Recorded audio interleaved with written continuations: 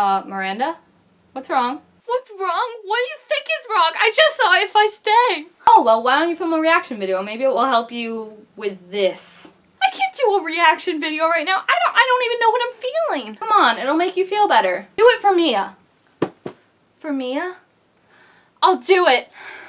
Oh, geez. Welcome, folks, to the If I Stay movie review. After months and months and months and months and months of waiting, it is finally here. The If I Stay movie has been released. If you haven't seen the movie yet and don't want to be spoiled for what happens, even though if you've read the book, you pretty much know what happens, you're not going to want to watch this video because I'm going to go over in great-ish detail everything that happens in the movie. So if you don't want to be spoiled and you're planning on seeing it, just put this video in your little watch later box and come back and watch it later. Bye for now, non-spoilers. Movie, like I said, I have been anticipating it for months and months. It's not even funny. If you've watched any of my multitude of trailer reactions, I've had such high hopes for this video, and mostly it is because of the song Say Something, which just gets me crying every single time. And that song was not in the movie at all, which I was disappointed about. I was like, what? Where is this song? The movie, for the most part, I felt was pretty decent. It definitely wasn't as good as Fault in Our Stars, unfortunately. Like I predicted,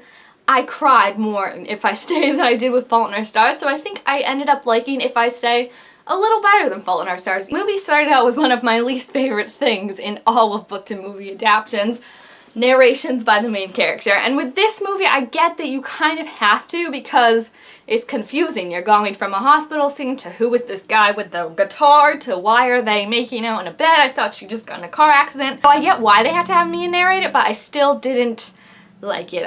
That just bugs me. It reminds me too much of Bella Swan whenever someone does it in a book to movie adaptation. Got the scene of her family deciding to go on that fateful morning where they get in the car accident, and we flash immediately to her meeting Adam.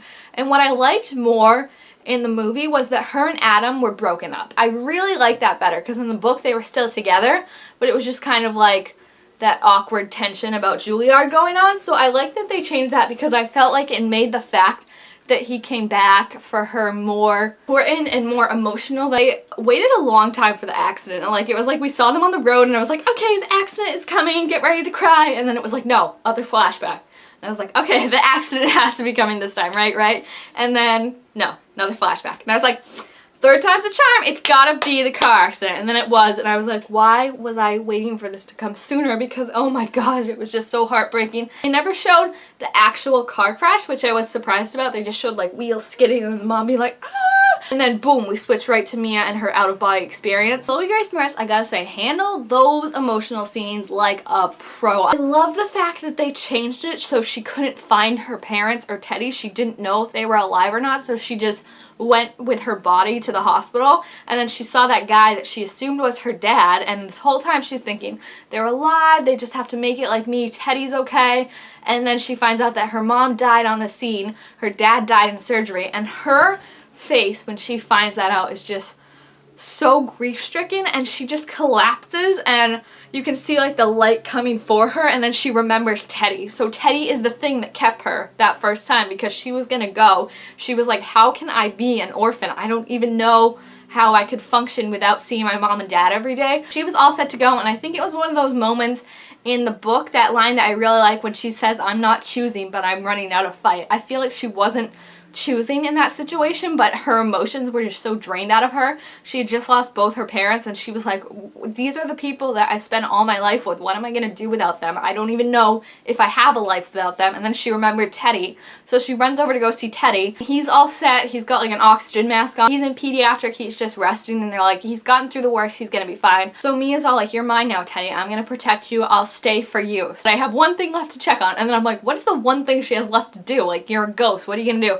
And then she runs over. Somehow she gets in her head that Adam's here, and she sees him running up, and she's like, Adam's here, oh my gosh. And I kind of got suspicious when she wasn't immediately flung back into her body, because I was like, taking care of Teddy is obviously not a strong enough motivator. She still doesn't get that she needs to make the choice.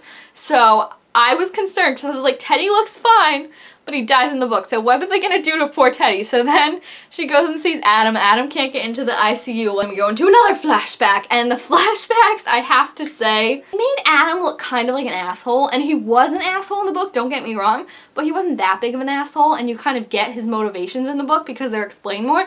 It was just kind of like their whole relationship with Mia being insecure about it in the beginning, and then as soon as she got secure, oh, Juilliard pops up, and then they start fighting about Juilliard, and then they break up. Like, there was that line Mia said to her mom, she's like, we had a year and a half of just perfection, why can't it be like that? And I was like, where was this year and a half? All I saw you guys was fighting, a little kissing, and fighting. Like, I never saw them being like, oh, we love you so much. And that kind of saddened me because I felt like their relationship needed to be stronger and just more emotional for me to feel like that she would stay just for Adam. He was just an asshole. Like, oh my gosh, I could not get over it. He was so bad. I was like, just break up with him, Mia, already. Kim, I really like. Kim, I liked in the books, but in the movies, I feel like she was a rockin' best friend. Like, usually in book-to-movie adaptations or just teen films in general, the best friend kind of gets sidelined to this character who's like, should you really be with that guy? You're choosing him over me, blah, blah, blah. And Kim was so great. I loved her. I felt like her and Mia had such a genuine relationship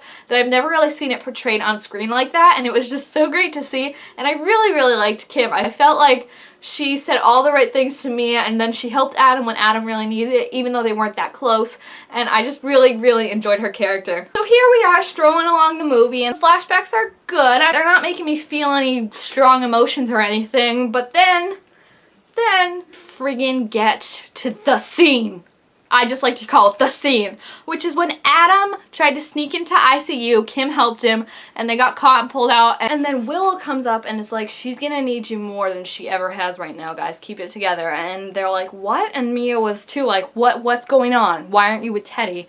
And I was like, because immediately I knew, I was like, they're not doing this to me, they're not doing this to me. And then she goes down and Teddy had died. He had like a hemorrhage or an aneurysm that no one saw, and he was dead. And then she just collapsed on the ground. It's like, I don't want to do this anymore. And then immediately her body that was in the coma started spleening out, or something was bleeding, and they're like, we gotta rush her to the ICU, something's happening. And she realized that she truly did have the control. She didn't want to stay then, and her body was failing her. So that was a really emotional moment. I started bawling my eyes out. I wanted to go like hug every little 6-year-old I saw on the street, but that's weird and I didn't feel like getting arrested, so I restrained myself. Then it's time for visitors in the ICU, and I'm like, oh no, oh no. Grandpapa Hall comes in and tells Mia this great story about her father, because Mia's always felt like her father gave up the band for Teddy to be a better father to Teddy. And she finds out that he really gave up the band for her and to help her with her cello and everything. He has this great line about, you make sacrifices for your kids,